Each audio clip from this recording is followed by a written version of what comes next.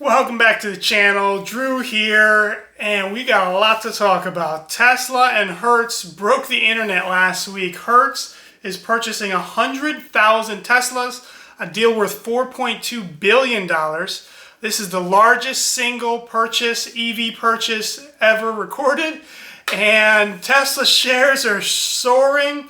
If you're a Tesla stock holder, you're super happy about that, but if you're renting Teslas on Turo, is this the end for renting the most popular cars on the Turo platform? Let's talk about it.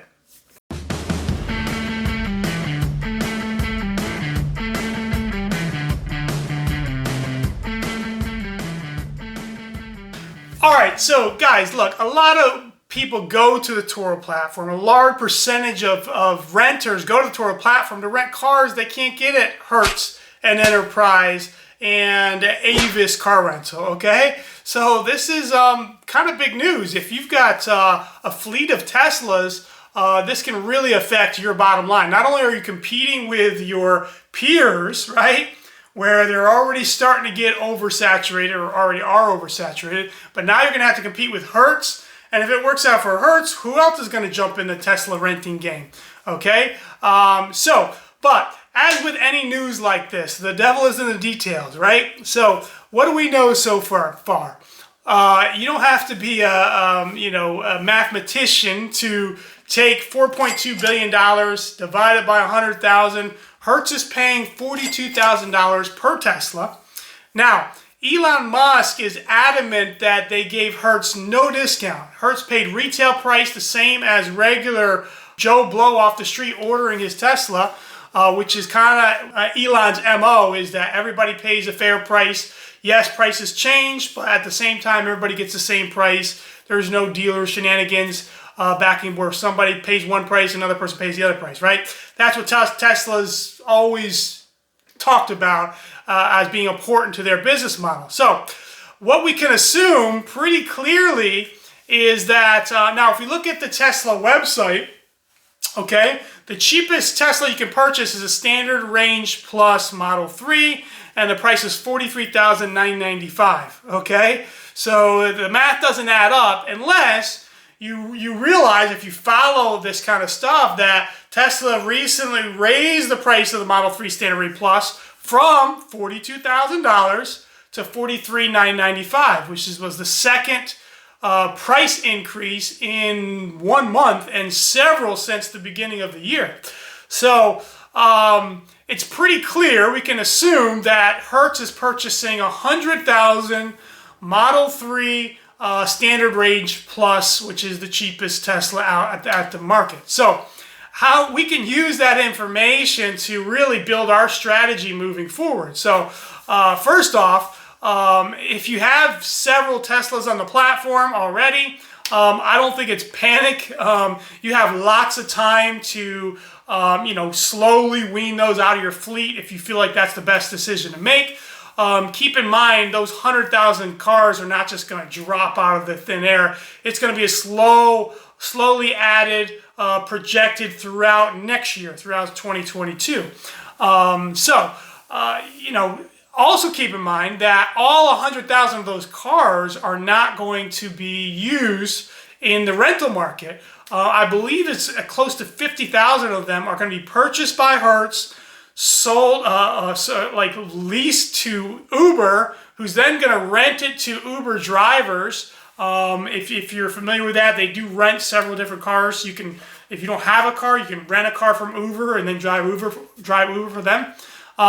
So not all those are going to be actually vehicles that people can individually rent. So that's good news. However, you definitely want to use this information, building your plans and moving forward. I've already been a big proponent of if you're going to be adding a Tesla to your fleet, pay a little bit extra to get the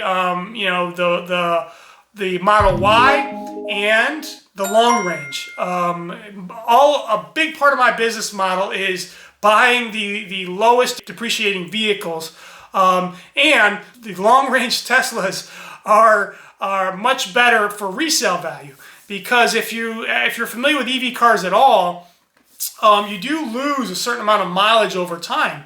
And so as the car ages, you lose a certain bit of range from degradation.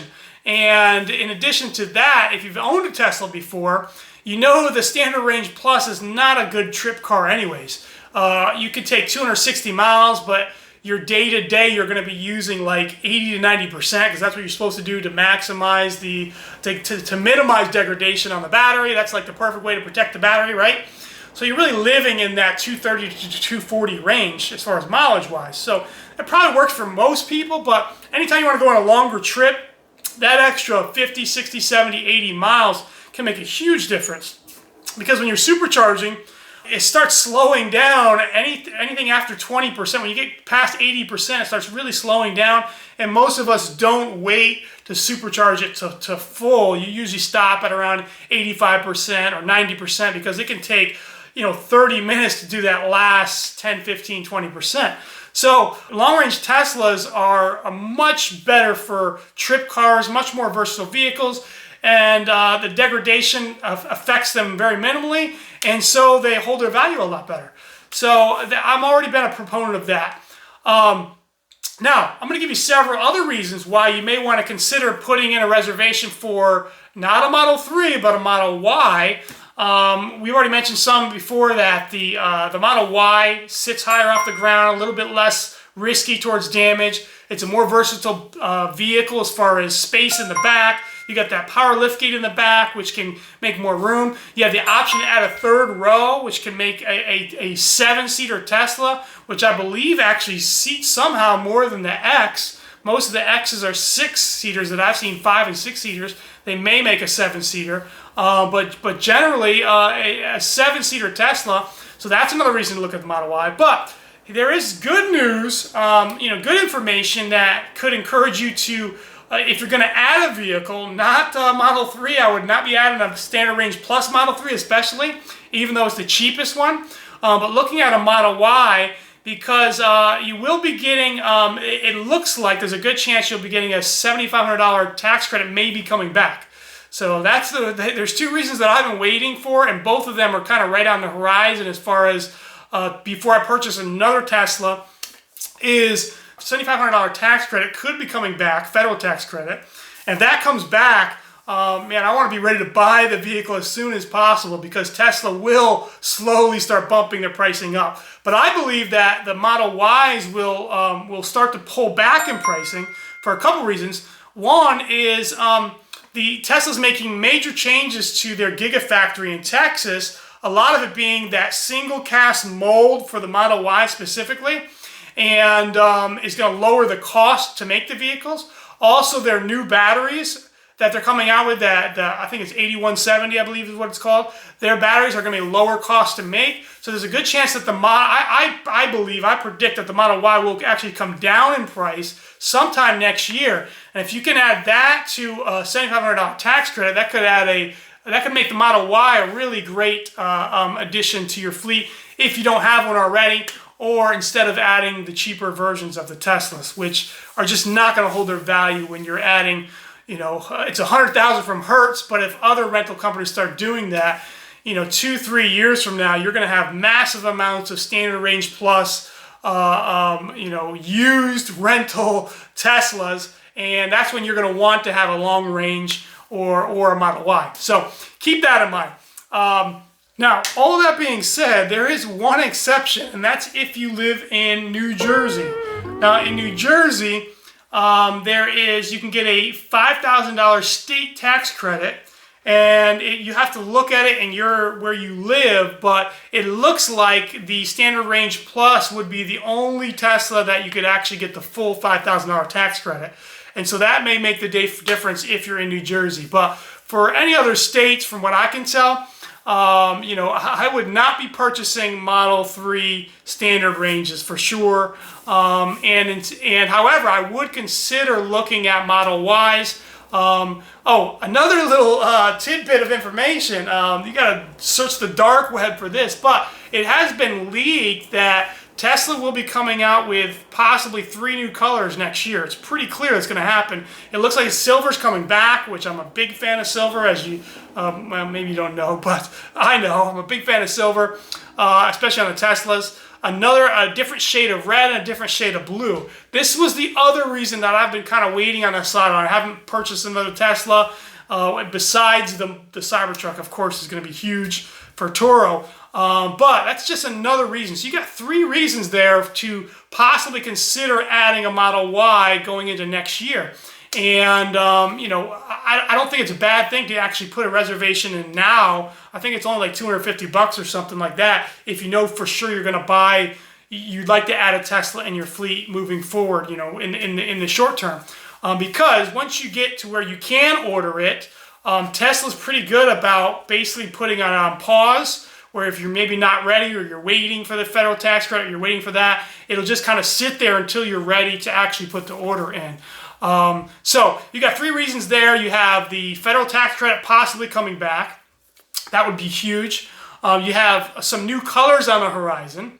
And then you have, you know, by having a long range or a Model Y, you're going to separate yourself from the masses of standard range plus Model 3s. So use that for what you will. I'm not pulling the trigger. I may put a deposit down. I'm kind of just watching things right now. But there's a good chance I may purchase a Model 3 next year. Or I'm sorry, a Model Y next year, especially if the federal tax credit comes back. And so that's what I'm doing as far as this type of information. That's what I'm watching. And hopefully that's helpful to you. In other news, the Z06 was unveiled this past week. And so I'm going to try to cut 2 videos today. Talking about, is the Z06 a great vehicle for Turo?